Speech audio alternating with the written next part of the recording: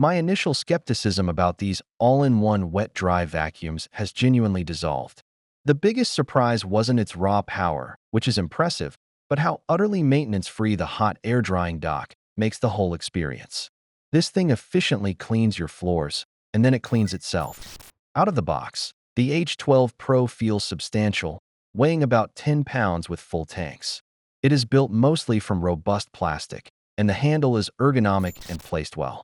Compared to my old Tineco S3, the Dreame feels a little heftier, which translates to a sense of quality but slightly less agility darting around tight chair legs.